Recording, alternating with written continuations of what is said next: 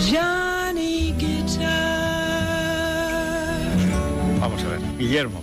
Muy buenos días. Buenos días. Es imposible cantar mejor en una película más mala, porque ya que es mala Johnny Guitar, pero es igual, el glamour de las estrellas. ¿A ti no te gusta Johnny Guitar? No, la película me parece horrorosa, sí, me gusta. Te lo digo porque porque estoy esperando esta escena y más cosas, pero estamos si es un poco de acuerdo porque somos de los yo siempre he dicho que a mí tampoco me parece una maravilla y a la gente le fascina Johnny Guitar, es la primera persona que encuentro, que está de acuerdo conmigo, por eso te lo digo. Es que ya, como digo, lo que se me ocurre, que es la verdad, pero es verdad que hay este momento de la canción y un par más al principio y otro al final que son muy momentos. Pero a diferencia de Casablanca, que es una mala película perfecta, que sale de principio a final... Yo no estoy de acuerdo. Pero quiero decir que es una película improvisada, con unos escenarios, es incomprensible y sin embargo es perfecta. Es buena de principio a fin. ¿Y Gilda qué te parece? Que es todavía más incomprensible. Pero ahí es lo mismo. Me encanta Gilda. Pero Gilda aguanta mucho más el guión que Johnny Guitar. ¿Sí? No, que Casablanca me refiero. No, sí, Casablanca está muy bien, me encanta Casablanca. Pero objetivamente... es un disparate de película. Lo que pasa es que el cine tiene la magia, claro, que de pronto te convierte un disparate barato en una película o una perfecta. Frase. Y ya con eso y una melodía has conseguido todo. Y unos actores, que tú fíjate cómo son los actores, unas estrellas maravillosas. Y el clima, que es lo más difícil de lograr en el cine, que es el ambiente. Y Johnny Guitar es verdad que sí que tiene un ambiente, ese color como quemado, color así. Color se llamaba. No era ni Technicolor. No, era lo que en España se llamó, copiado de Italia, ferrocolor, que era ya un color ferruginoso. Los rojos no eran rojos, pero es muy bonito. Bueno, Guillermo nos lo envía Jan Tabarili, ¿verdad? Que ha hablado con él en ocasiones anteriores para... además de esa aventura editorial que es crear la editorial Notorious... Que es que hay que entrar en Notorious porque este sí que es el regalo perfecto. Un libro de Notorious es que quedas... Pues este además, lo decías tú, es súper económico. Es que este es un libro, a diferencia de los grandes libros, hablamos del de la copla, etcétera, pero este es un libro que tiene unas fotos realmente de libro carísimo y sin embargo... Es un libro que está muy bien de precio. Ambición y además ciega. con una referencia que es Field, la serie esta, que para muchos ha sido el descubrimiento de esa pelea, de esa... Bueno, pero duelo a muerte. Más que Johnny Guitar. Mucho más, pero vamos, sin comparación. Bette Davis y Joan Crawford. Pero no solo de eso, sino de las miserias auténticas del cine y de lo que era ser una estrella en los años 50 en Estados Unidos. Y de esta pareja que cada una tenía una trastienda de cuidado. ¿Es anterior a la serie la idea de hacer este libro, Guillermo? Pues a mí esta historia me fascinó desde siempre, porque yo soy muy, muy admirador de las dos, de Bette Davis y de Joan Crawford, y esta historia me parece maravillosa, ¿no? Porque son esos odios, esas divas, pero sí que es verdad que yo, claro, me hubiese encantado publicar ese libro en cualquier momento, pero yo no sabía si iba a tener una aceptación normal, porque claro no sé, digo, esto se venderá bien, no se vendrá. A raíz de la serie digo, qué maravilla, por fin voy a poder publicarlo, porque hay un caldo ya de cultivo para poder hacerlo, es decir, sí que lo he sacado a raíz de la serie, pero me hubiese encantado sacarlo en cualquier otro momento, pero sí que es verdad que vi la oportunidad de oro de sacarlo por la serie. No hablo de la serie en todo el libro, vamos, que pero es que si es igual, si es que cada personaje, cualquiera de las dos, pero en la serie es curioso, pero siendo Bette Davis supuestamente la grande, bueno, y es más grande, pero sin embargo uno se queda con Joan Crawford, que tiene una vida mucho más aperreada, es mucho más meritorio. Yo creo que Joan Crawford, que no tenía las cualidades que tenía Bette Davis. Y sin embargo la voluntad que tenía, la disciplina, y a pesar de todo lo que pasa, sobre todo de joven. De joven y de pequeño. Yo creo que la serie, es verdad que la serie, si nos damos cuenta, toma partido por Joan Crawford, yo clarísimamente. De hecho, en el reparto estantes Jessica Lange, que hace de Joan Crawford, y la que nos narra la historia es Joan Crawford realmente en la serie. Quiero decir, yo creo que pero no la narra toda, porque recuerdas cuando le hacen chantaje, no cuenta en qué consiste. Aquí sí lo contáis. Sí, exacto, el libro lo que quiere es aclarar este tipo de cosas. ¿Por qué no se aclaran? Por ejemplo, una cosa increíble que no sale en la serie es su hija Cristina.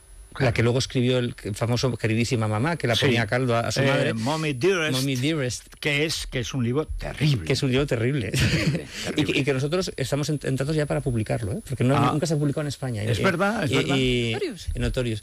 Y se hizo una película con Faye Dunaway, ¿te acuerdas? Sí. Que esa sí que se estrenó en España. Sí, pero no parece que estaba muy edulcorado con respecto al libro. Claro, efectivamente. Pero si os dais cuenta, esa relación con Cristina en la serie no sale. Yo no sé por qué razón, no se habrán puesto de acuerdo con ella o no sé qué pasa. Probablemente porque ahí hay una historia que es que mucha gente viva. Claro. O hijos de los bueno, yo no sé si sabéis que en la serie sale Olivia de Havilland, que la hace Catherine Zeta-Jones, y que les ha puesto un pleito. Sí, lo sabíais, ¿no? Ya la justicia americana ha dicho que... Porque el segundo capítulo de Feud, de esta serie, iba a ser la enemistad entre Olivia de Havilland y Joan Fontaine, y como les ha puesto el pleito, la han tenido que parar. Pues es una pena. Es una pena, claro. También, ella dice que nunca hizo esas confesiones, esas entrevistas que se relatan en la serie, y además es Catherine Zeta-Jones la que interpreta a Olivia de Havilland. Está mejorando mucho el original, pero no es mala, que era muy mala. Pero lo más interesante es que, claro, mucha de la base de esa serie y lo que tiene chispa eran las grandes chismosas. Sí. Claro, era Hooper, etcétera. Claro. Pero claro, eso no puedes decir que fue verdad, porque muchas veces eran rumores que los propios estudios difundían para favorecer una película, se convertían en mitos y luego parecían realidad, que perjudicaban a las actrices, aunque favorecieran la película, pero que eran mentira. En este caso está muy claro en qué fue de Baby Jane, que es la película en la que se comienza la serie y la única película que coincidieron juntas. Esto fue así, ellas empezaron muy bien el rodaje y claro, todo el mundo esperaba que saltasen chispas, todo el público, y como no saltaban, el que llevaba la campaña publicitaria empezó a picarlas entre unas y otras para que saltasen las chispas que no saltaban. Es decir, que fueron inducidas. Eso está bien contado en la serie, como a través de las filtraciones, en comidas y tal, las van mal metiendo, diciendo, pues Menganita ha dicho lo que no había dicho, para que la otra contestara y le dijera, te ha dicho que, y hasta que al final consiguen que se peleen. Bueno, pero es una tragedia griega, realmente, esa enemistad, que hay asuntos que la serie olvida, como por ejemplo ese enamoramiento del mismo hombre y la batalla que hacen las dos para quedarse con él, ¿no? Ese yo creo que es el origen de todos los conflictos. Es Franchot Tone, es este actor que la gente... ¿No era ni guapo? No era ni guapo. Era la gran virtud que tenía Franchot Tone era que era de las poquitas personas realmente cultivadas, de verdad, que había en Hollywood. Que las dos tenían una apetencia por la cultura y por mejorarse. Porque no lo había tenido nunca. Y la otra porque le gustaba. Pero es verdad que la voluntad que tenían, no diré de estilo, no fueron con la pobre Marilyn, que va y se casa con quien se casó. El otro día había una foto que está Marilyn leyendo el Ulises de Joyce. Sí, es verdad. Vamos a ver, deberías haber empezado por el Guardián Intercenteno, a lo mejor, con lo que estaba escribiendo entonces.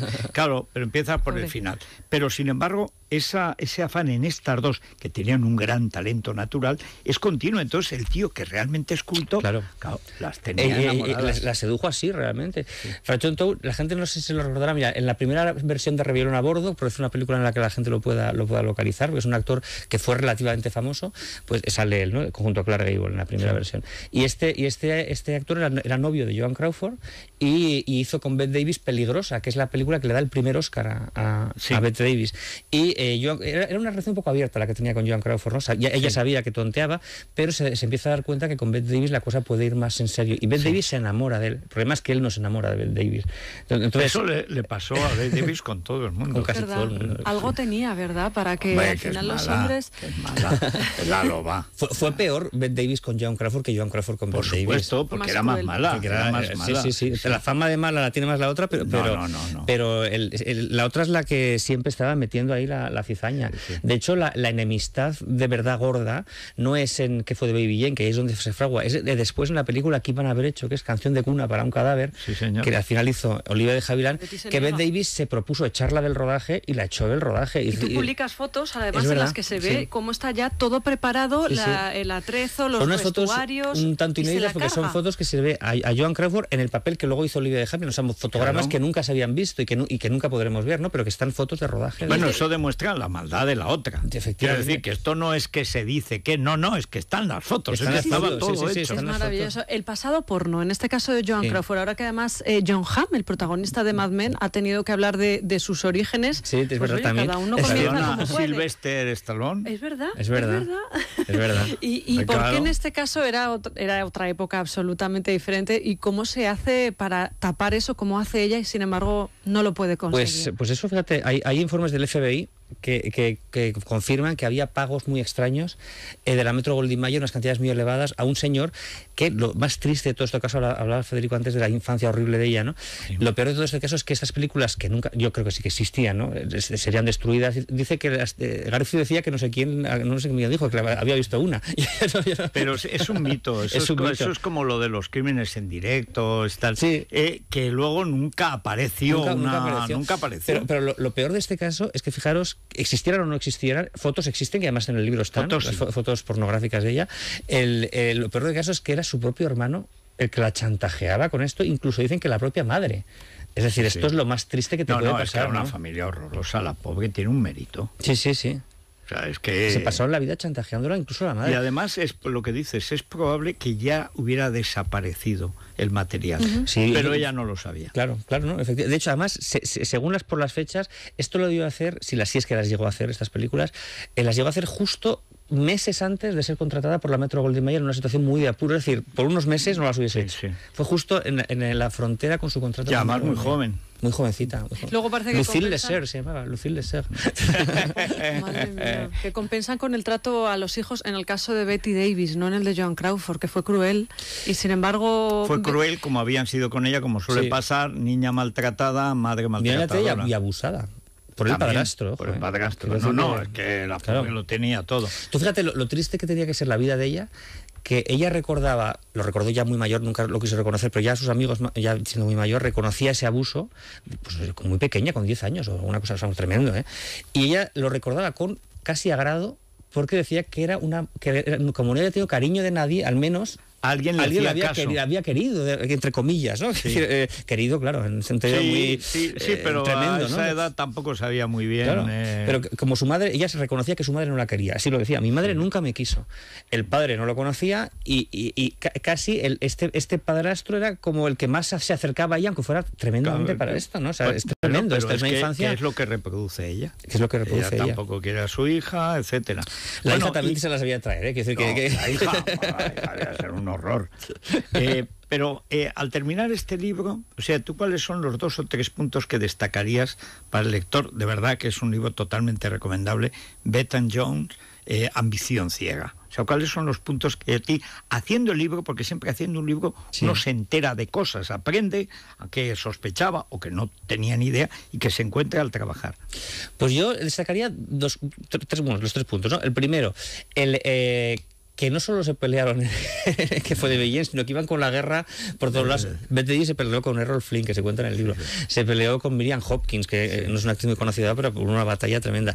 Joan Crawford se peleó en Johnny Guitar con Mercedes McCambridge, que le tiró toda la ropa interior a una carretera para que la gente la viese. Hacían cosas. ¿Con Jean Fontaine? Con Jean Fontaine, con Norma Shearer. Joan Crawford tuvo un problema enorme con Norma Shearer, que era la mujer del jefe de Irving Thalberg, que era el dueño de la Metro Goldwyn Mayer, y no se soportaban la una con la otra. En el rodaje de Mujeres, George Cukor, también se habla en el libro, cuenta todo el entrabajo. ¿Cómo conseguía lidiar George Cukor con esas fieras? Decía que era como un domador, más que un director. Sí, claro. Decía, tuve que ser un domador más. Y al final, cuando ves el resultado del libro, ¿a ti qué es lo que más te gusta? Pues a mí me gusta, lo que más me gusta es que la gente haya podido llegar a conocer a estas actrices. Lo que más me gusta del libro es la anécdota, por así decirlo, del libro, es la anécdota de los Oscars. Me parece divertidísima, creo que es la anécdota más divertida de la historia de los Oscars. No sé si cuenta, porque habrá gente que no haya visto la serie. Y a raíz de ahí, de hecho, es cuando nace el odio tremendo de Bette Davis a Joan Crawford, y yo creo que es la parte más divertida. Es lo siguiente: cuando hacen Baby Jane, que están, como sabéis, siempre enfrentadas. Bueno, pues, que fue de Baby Jane, es una película de serie C tirando a D o Z, que la ves ahora y no te la puedes creer de mala que es, y que sin embargo supuso el resurgir ya como caricatura de Bette Davis, porque era la caricatura de de hecho, los admiradores de ellas de toda la vida estaban negros porque decían, ¿cómo han podido bajar a este nivel? ¿No? A mí me encanta la película, pero, a mí me parece horrorosa, aunque reconozco que fascina, porque ves a esa monstrua convertida auténticamente en un monstruo y al mismo tiempo víctima de una monstruosidad, en fin, horrible. Pero aún no la nominan. Bueno, ¿no? El caso es que a Bette Davis la nominan al Oscar y a Joan Crawford no la nominan al Oscar, con lo cual otra vez la batalla estaba servida, porque claro, ya otra vez la guerra. Entonces, Entonces Joan Crawford dice, no se va a salir esta mujer con la suya. Entonces lo que hace ella es mirar quién son las otras candidatas al Oscar de ese año, y se da cuenta que dos de ellas, que eran Geraldine, era un año curiosamente muy de gente de teatro, Geraldine Page, que venía del teatro, y Anne Bancroft, que venía del teatro, y se da cuenta que ninguna de las dos probablemente pueda ir a recogerlo porque tienen obras de teatro. Entonces se va con dos narices a presentarse ante ellas, que no las conocía de nada, y se va donde Anne Bancroft y le dicen, está aquí la señorita Crawford, se queda ella en el teatro y dice, mire, es que me encantaría recoger su Oscar, si es que usted usted no va, tal. Dice, vale, perfecto. Y en el caso de Geraldine Page, fíjate cómo será que Geraldine Page la ve tan interesada y agobiada que ella sí que podía ir, pero se lo delega porque dice que depende la vida de esta mujer de esto. Entonces se lo cede. El caso es que los Oscars no eran como ahora, que salen desde el escenario cuando les nombran y salen. Antes se ponían todos los candidatos detrás, en el backstage, ¿no? Detrás del telón, por así decirlo. Y entonces, pues todo el mundo daba por sentado que Bette Davis iba a ganar, porque todas las quinielas decían que iba a ganar, y Bette Davis estaba ya como para salir. Entonces Maximilian Schell, que es el que lee el Oscar de ese año, dice, la ganadora del Oscar es Anne Bancroft. Entonces se queda Bette Davis helada y Joan Crawford desde atrás la aparta y le dice, perdona querida, tengo que ir a recoger un Oscar. la aparta así, y al día siguiente aparece ella. Claro, las fotos eran de ella con el Oscar. Ya Bette Davis, o sea, el efecto era que Joan Crawford tenía un Oscar en la mano. Eran de verdad, qué increíble. Bueno, pues toda esta historia aquí en este libro, recordemos, Notorious, que no solo este libro, que es estupendo y además a muy, muy buen precio. De Billy Wilder, bueno, de todo, la historia del cine. Bueno, Guillermo, muchas gracias. Muchas gracias a vosotros. Vamos a la morcilla de Burgos, que no es de Burgos. ¿Cómo no vamos a tener remordimientos? Pues, bueno, estamos en el Constitucional. Es el Constitucional el que debería ir a la morcilla de Burgos en vez de la morcilla de Burgos al Constitucional. Es la mañana de Federico, con Federico Jiménez Los Santos.